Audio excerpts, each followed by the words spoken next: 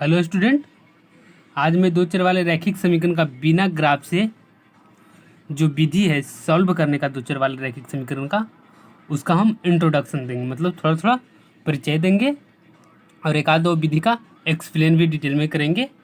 तो चलिए क्या करा है, मतलब दो चर वाले रैखिक समीकरण को 5 विधि से सॉल्व भी किया जाता है बिना ग्राफ से। मतलब बिना ग्राफ के एक तो अलग विधि है, लेकिन बिना ग्राफ के हम ऐसे ही सॉल्व करेंगे तो दो चर वाले रैखिक समीकरण को कितने प्रकार से, मतलब कितने अलग अलग विधि से हम सॉल्व करेंगे। तो 5 विधि है, जो 5 विधि नीचे लिखा हुआ है यहाँ पे। पहला विधि है प्रतिस्थापन विधि, दूसरा है विलोपन विधि, तीसरा है वर्गगुणन विधि, चौथा है तुलनात्मक विधि और पांचवा है अनुपात निर्णायक विधि। ऐसे तो एनसीईआरटी में 5 विधि नहीं है, बट जो आप भारतीय भवन से पढ़ रहे होंगे उसमें दो चर वाले रैखिक समीकरण को सॉल्व करने के 5 विधि है। तो हम इसीलिए पूरा के पूरा 5 विधि बताएंगे। ऐसे एनसीईआरटी में प्रतिस्थापन, विलोपन और वर्गगुणन विधि है, बाकी का विधि नहीं। तो प्रतिस्थापन विधि का इंग्लिश में कहते हैं मेथड ऑफ सब्स्टिट्यूशन, विलोपन विधि का इंग्लिश में कहते हैं मेथड ऑफ एलिमिनेशन और वर्गगुणन विधि का इंग्लिश में कहते हैं मेथड ऑफ क्रॉस मल्टीप्लिकेशन। तुलनात्मक विधि का इंग्लिश में कहते हैं मेथड ऑफ कंपैरिजन और अनुपात निर्णायक विधि का इंग्लिश में कहते हैं मेथड ऑफ रेशियो। चलिए पहला विधि है, पहला विधि को हम एक्सप्लेन करते हैं। पहला विधि प्रतिस्थापन विधि है। तो प्रतिस्थापन विधि का मतलब क्या होता है वो हमने लिखा है।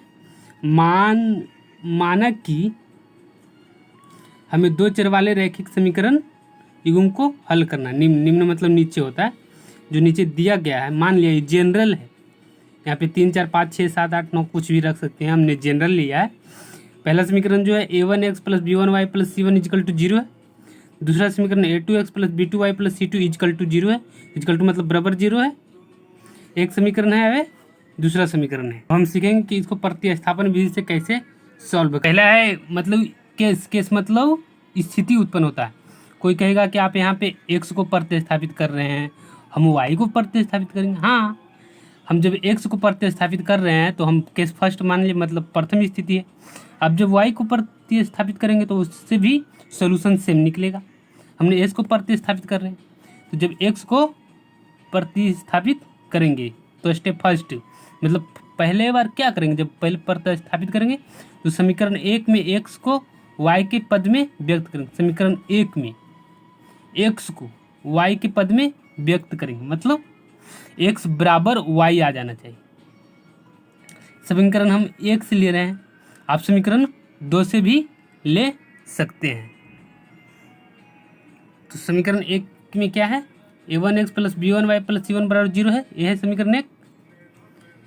या इसको ये जो दो है हमको x में बराबर करके y डालना है, तो इसलिए x वाला इधर पकड़े हुए रहे और y वाला को छोड़ दिए कि बराबर के ऊपर ही जाओ। तो वो बराबर के इफट ही आया, तो ये प्लस में है तो इधर आएगा तो माइनस में होगा। तो -b1y1। फिर देखते हैं c1 क्या है, c1 प्लस में है, c1 भी इधर में आएगा तो माइनस में, इधर हो गया -b1y - c1। अब x बराबर x के a1 जो है गुना में है, ये गुना में है तो इधर आएगा तो भागम लग जाएगा।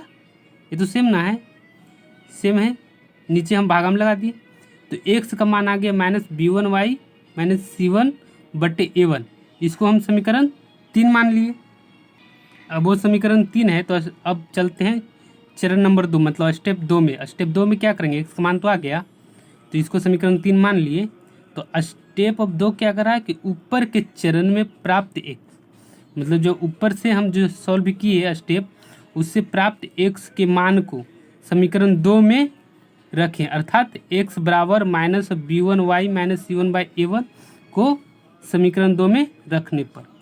अब कोई कहेगा कि समीकरण 2 में क्यों, समीकरण 1 में क्यों नहीं रखेंगे। तो यहाँ ध्यान देने वाली बात है कि प्रतिस्थापन विधि में अगर जो आप समीकरण 2 से चल रहे हैं, 2 से चलने के बाद अगर जो समीकरण 3 बना है उस समीकरण 2 को प्रतिस्थापित करने के बाद बना है, तो जो x का मान आया फिर आप वही समीकरण 2 में रखेंगे तो सोल्यूशन तो नहीं आएगा। जैसे मान लिया कि यहाँ हम समीकरण 1 से चले हैं, अब x को हम यहाँ 2 में नहीं रख कर सेम समीकरण में रखें, 1 में ही रखेंगे तो ये सोल्यूशन नहीं आएगा। तो ध्यान देना है कि अगर जो समीकरण 1 से चल रहे हैं, जो x का मान आया है वो समीकरण 2 में रखेंगे, फिर समीकरण 1 में नहीं रखेंगे। किस में रखेंगे? समीकरण 2 में रखेंगे। क्यों रखेंगे? कि समीकरण 2 में रखने के बाद हमें y के मान लाना है। तो एक समीकरण 2 क्या था? a2 इंटू एक्स है, x के मान हम डायरेक्ट रख दिए हैं इतना, a2x plus b2y plus c2 बराबर 0 था। तो x के मान हम यहाँ रख दिए माइनस b1y माइनस c1 बटे a1 plus b2y plus c2 बराबर 0 है ना। अब हम इसको सॉल्व करेंगे। अब यहाँ से सॉल्व करने के बाद हमने लिख दिया है, आप ट्राई कीजिएगा बिकॉज टाइम बहुत ज़्यादा लगेगा अगर जो हम इसे सॉल्व करते हैं तो, बट फिर देखते हैं। अब यहाँ से सॉल्व करने के बाद y का मान आ जाएगा, जिससे समीकरण 3 में रखने पर x का मान भी आ जाएगा। देखिए सिर्फ y है, जब सिर्फ y है तो इसको सॉल्व करने के बाद y आ जाएगा। जब y का मान आएगा तो ये जो थर्ड समीकरण है, ये जो थर्ड समीकरण है इसमें हम y का मान यहाँ रखेंगे। जब y का मान रखेंगे तो x के मान आ जाएगा। ये थ्योरेटिकल विधि से हमने आपको, यानी कि थ्योरेटिकल कॉन्सेप्ट थोड़ा थोड़ा हमने प्रतिस्थापन को दिया है। इससे जब क्वेश्चन बनाएंगे तो आपको क्रिस्टल क्लियर हो जाएगा। अब केस 2 है, केस 2 मतलब चरण 2 है। वहाँ पे हमने केस 1 में क्या किया था? x को प्रतिस्थापित किया था। एक केस 2 है, केस 2 में हम y को प्रतिस्थापित करेंगे। तो पहला स्टेप वही कि समीकरण 1 से चल रहे हैं, आप समीकरण 2 से चलेंगे तो जो समीकरण 3 बन जाएगा। उसके बाद जो y का मान रखेंगे वो समीकरण 1 में रखेंगे, अगर जो 2 से चलेंगे तो। ओके, चलिए स्टेप फर्स्ट करा, समीकरण 1 में y को x के टर्म में एक्सप्रेस करने पर, इस तरह से समीकरण 1 है। अब इसको हम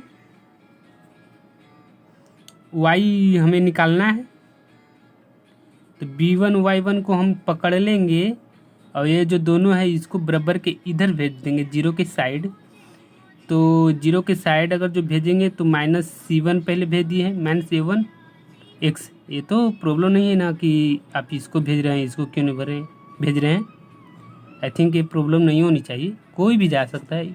इसको आप ऐसे भी लिख सकते हैं, माइनस a1x माइनस c1। ये तो छोटा छोटा बच्चा लोग समझता है, 10वीं क्लास में तुम लोग चल गए।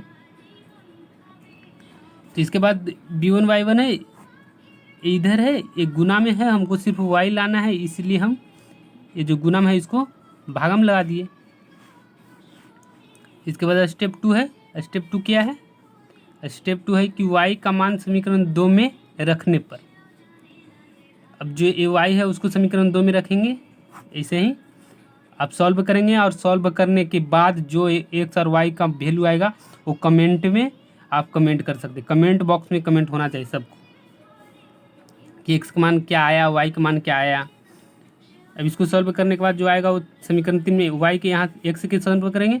x के सॉल्व करने के बाद ये जो है थर्ड समीकरण, इसमें आप x रखेंगे तो y आ जाएगा, तो x के मान भी आ जाएगा, y के मान भी आ जाएगा।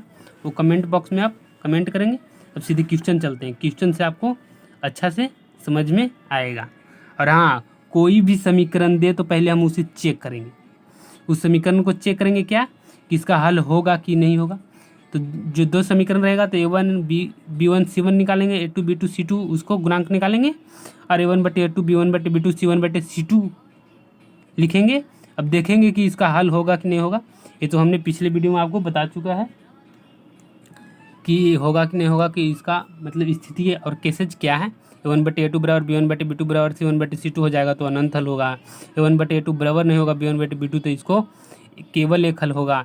a1 बटे a2 बराबर b1 बटे b2 बट नॉट बराबर c1 बटे c2 होगा तो कोई हल नहीं होगा। तो ये सब आप आगे पढ़ चुके हैं। तो इसीलिए कोई भी दे समीकरण उसको पहले हमको चेक करना है कि क्या इसका सोल्यूशन होगा। सोल्यूशन कैसे होगा? तो वही a1 b1 c1 a2 b2 c2 को निकालेंगे और कंपेयर करेंगे।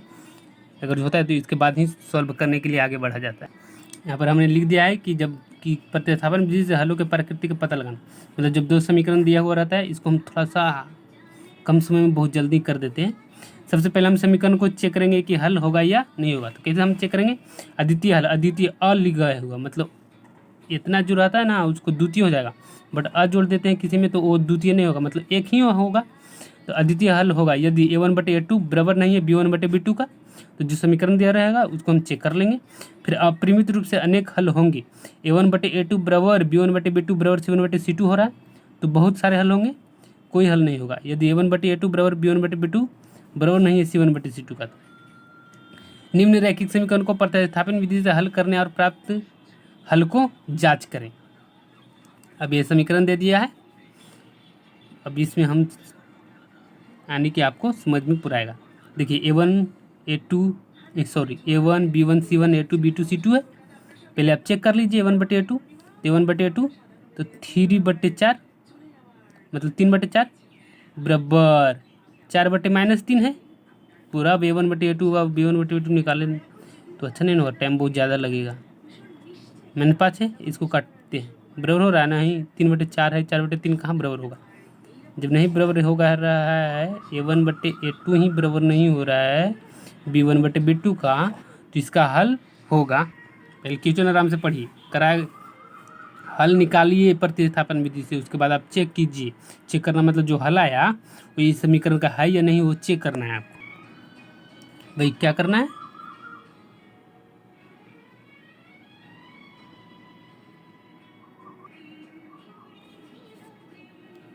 ये समीकरण फर्स्ट है, ये समीकरण सेकंड है।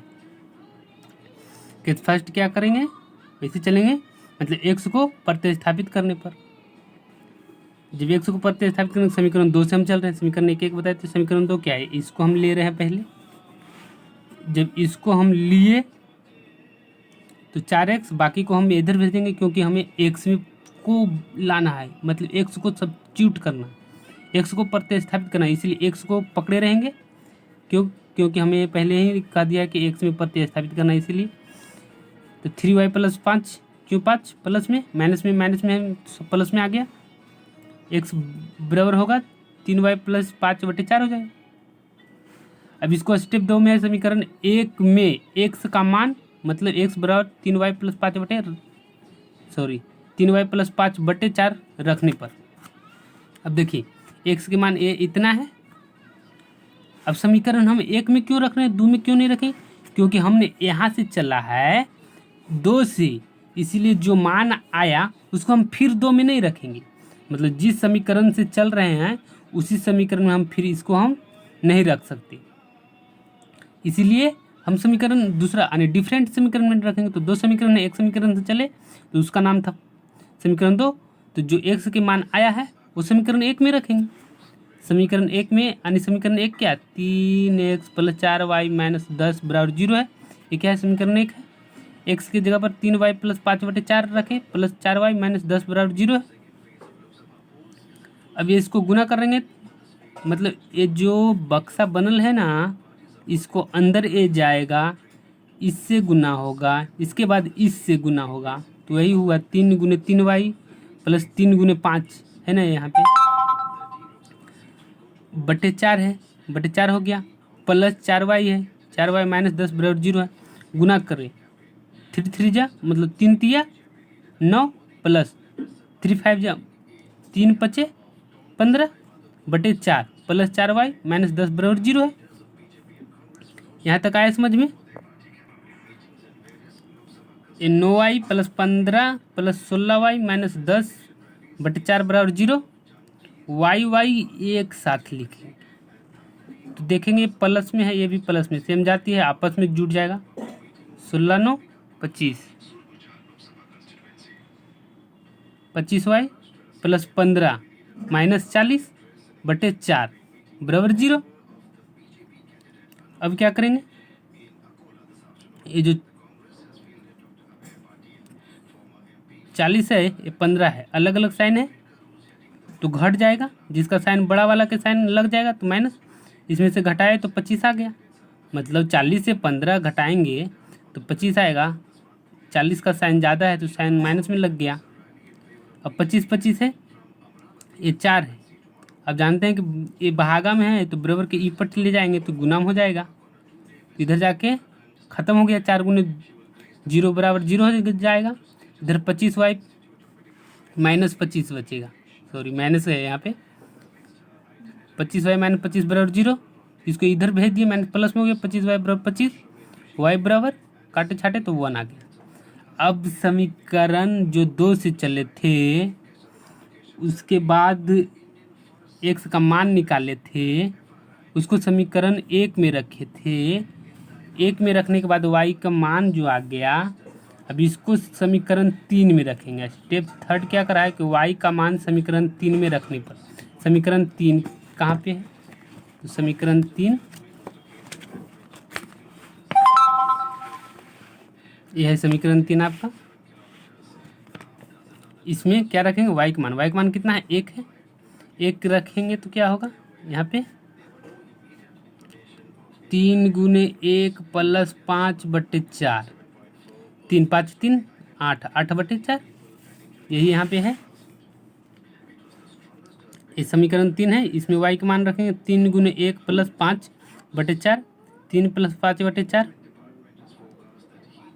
5 3 8/4, 8/4 को भागा दिए तो 2 आ गया, x बराबर 2, y बराबर 1 है। ये सोल्यूशन आ गया, x के मान आ गया और y का मान आ गया। अब जांच करेंगे, ये समीकरण फर्स्ट दिया हुआ था, इसमें हम x के मान रखेंगे 2, y का मान रखेंगे कितना 1, तो बराबर 0 है, 0 आना चाहिए।